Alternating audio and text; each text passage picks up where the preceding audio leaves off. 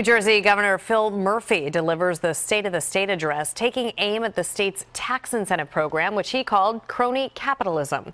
Eyewitness News New Jersey reporter Cleve Bryan is live in Trenton with more. Cleve?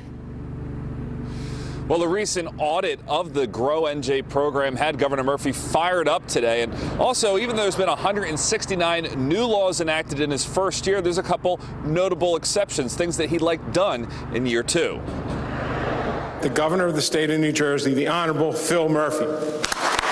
With a full year now under his belt, New Jersey Governor Phil Murphy delivered a State of the State address full of challenges to lawmakers and reassurances to citizens that he has things heading in the right direction. I can proudly say that the state of our state is stronger and fairer than it was 1 year ago. Murphy started his speech demanding more accountability for a much criticized corporate tax incentive program that helped companies like Subaru collectively gain billions of dollars in tax breaks for new construction.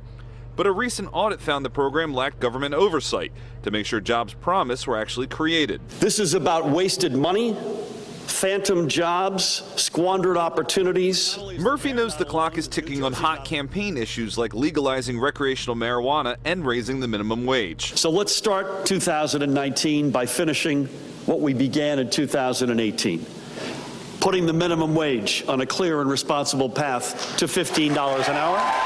Senate President Steve Sweeney agrees in principle on marijuana and the minimum wage increase, but won't rubber stamp every aspect of Murphy's agenda. So we all come at things from a different perspective.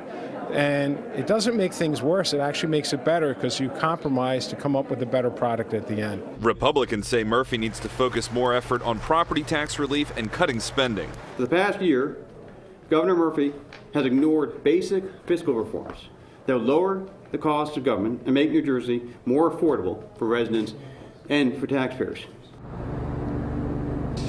And for those who agree with Governor Murphy that the state should raise the minimum wage eventually to $15 an hour, Senate President Sweeney says he thinks the deal could be reached by the end of this month. Live in Trenton, I'm Cleve Bryan, CBS 3 Eyewitness News.